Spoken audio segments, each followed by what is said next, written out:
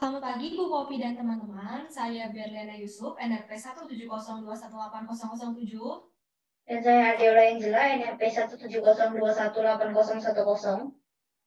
Dan hari ini kami akan mempresentasikan proposal PKMPE kami yang berjudul Formulasi Boba Konjak Fortifikasi Bawang Dayak sebagai produk pangan anti diabetes. Jadi kami mengangkat masalah diabetes mellitus, yaitu keadaan saat glukosa dalam darah tinggi atau yang biasa disebut hiperglikemia. Keadaan hiperglikemia dalam jangka panjang sendiri itu berbahaya karena dapat mempengaruhi sistem pembuluh darah pada mata, ginjal, saraf, serta menyebabkan aterosklerosis.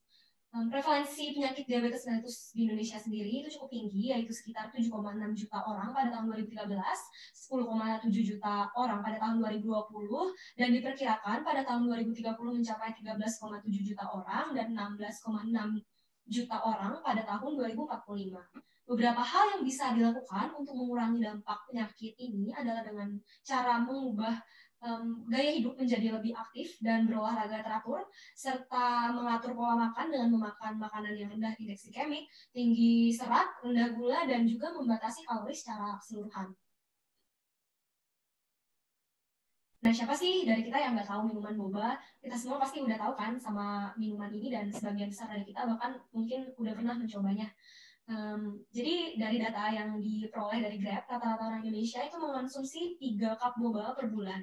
Dan dengan catatan data ini hanya merupakan data yang memesan dari Grab dan tidak termasuk yang membeli langsung. Namun sayangnya minuman boba ini sangat tinggi kalori dan gula, yaitu sekitar 300 sampai 500 kilokalori, dan juga gula sebanyak 40 sampai 70 gram. Jadi tergantung dari merek dan size yang kita pesan. Nah, oleh karena minuman boba itu tinggi kalori dan tinggi gula, penderita diabetes itu sangat tidak dianjurkan untuk mengonsumsi boba. Dan karena itu kami mengusung suatu solusi, yaitu dengan membuat boba konjak fortifikasi bawang dayak, di mana boba konjak dengan fortifikasi bawang dayak ini memiliki kandungan gula yang rendah dan juga rendah kalori, dan memiliki senyawa antidiabetik yang dapat mengatasi masalah diabetes. Di sini boba konjak kita gunakan sebagai pembawa bahan fortifikan, sedangkan bahan fortifikannya sendiri merupakan bawang dayaknya. Lalu ada berikutnya merupakan rumusan masalah. Jadi rumusan masalah yang kami usung yaitu yang pertama, bagaimana formulasi yang tepat untuk membuat boba konjak dengan fortifikasi bawang dayak. Yang kedua, berapa banyak kandungan senyawa antidiabetik dari boba konjak bawang dayak. Dan yang ketiga, bagaimana pengaruh penambahan bawang dayak pada sifat organoleptik dari boba konjak.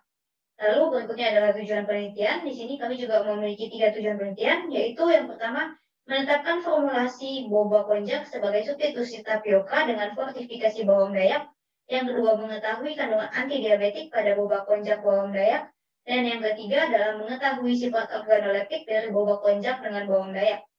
Lalu ada pula manfaat penelitian, yaitu mengetahui formulasi boba konjak dengan fortifikasi bawang dayak yang tepat sehingga dapat menciptakan boba yang rendah gula, sehingga ini juga merupakan solusi bagi penderita diabetes agar dapat mengkonsumsi minuman boba. Lalu hasil akhir yang ingin kami capai yaitu produk boba bawang dayak. Lalu kami juga akan mengusungkan paper ini pada konferensi ICICS 2021 dan akan dipublikasikan pada jurnal Teknologi Pangan dan Gizi. Berikutnya adalah bawang dayak. Jadi bawang dayak ini merupakan salah satu tanaman yang juga tumbuh di Indonesia, tepatnya di Pulau Kalimantan, di mana bawang dayak ini juga telah lama digunakan oleh suku Dayak secara turun-temurun dan telah terbukti khasiatnya untuk menyembuhkan beberapa penyakit, di mana salah satunya merupakan diabetes mellitus. Bawang dayak ini juga memiliki beberapa manfaat lain seperti yang dapat dilihat pada poin kedua di PPT. Lalu selain itu, senyawa pada umbi bawang dayak yang digunakan untuk mengatasi diabetes mellitus ini adalah alkaloid, flavonoid, fenolik, glikosida, serta saponin. Jadi penelitian dilakukan oleh Febrin et al. Pada tahun 2014, yaitu dia memberikan tikus yang mengalami diabetes dengan ekstrak bawang dayak yang diekstrak menggunakan air dan etanol masing-masing sebanyak 100 mg per kilogram, di mana setelah 28 hari percobaan tikus yang mengalami diabetes itu mengalami penurunan kadar gula darah yang cukup signifikan. Selain itu juga dicatat terdapat peningkatan kadar insulin, namun untuk peningkatan sekresi insulinnya masih membutuhkan penelitian yang lebih lanjut. Lalu aktivitas antidiabetik tanaman medis itu biasanya melalui modulasi dan inhibisi melalui beberapa pathway metabolisme, atau dia juga bisa berperan sebagai senyawa yang mirip insulin.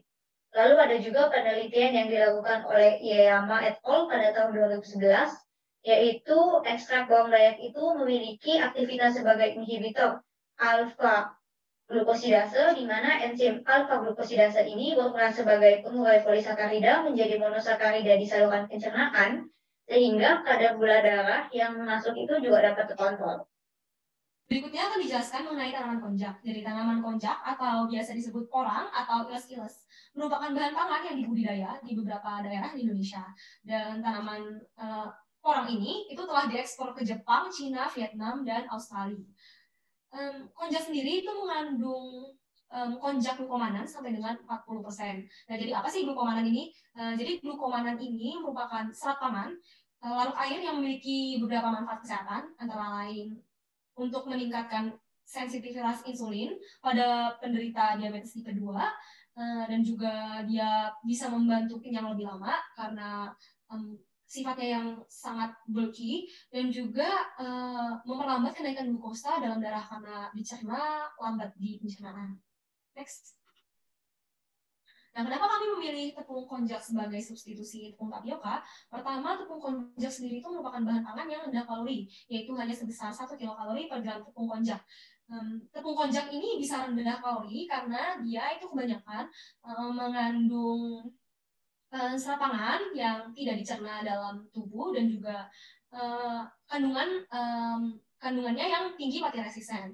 Kemudian tepung konjak juga memiliki kemampuan scaling yang lebih tinggi daripada tepung tapioka, dan juga tepung konjak yang sebagian besar merupakan serat pangan larut air akan bergerak lambat di pencernaan sehingga membuat rasa kenyang lebih lama, dan juga memperlambat penyerapan nutrisi seperti pati pada konjak.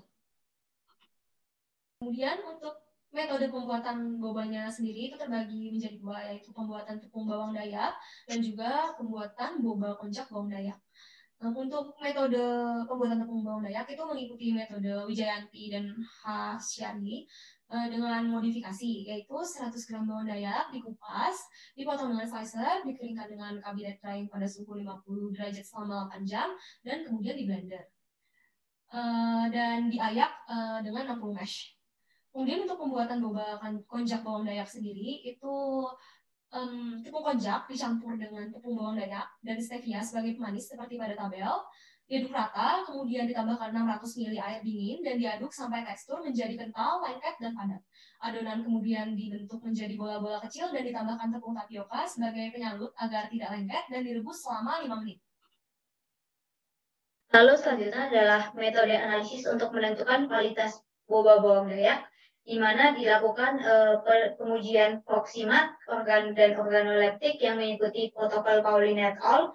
Dan juga pengujian aktivitas antioksidan mengikuti protokol Usui.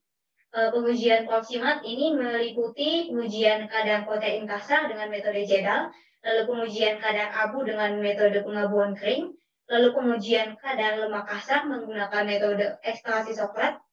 Ada juga pengujian kadar serat kasar menggunakan metode hidrolisis asam basa. Lalu ada juga pengujian karbohidrat. Lalu dilakukan juga pengujian aktivitas antioksidan dengan menggunakan reagen DBPH dan analisis organoleptik, yang dimana pada analisis ini yang diuji merupakan warna, rasa, tekstur, dan aroma melalui tingkat kesukaan panelis. Lalu ada juga untuk analisis data, parametrik dan non-parametrik, kami menggunakan ANOVA one way yang kemudian dilanjutkan dengan 2K test jika signifikan dengan p-value kurang dari 0,05, dan jika data non-parametrik akan diuji menggunakan Pascal-Wallis. Sekian presentasi kami, terima kasih.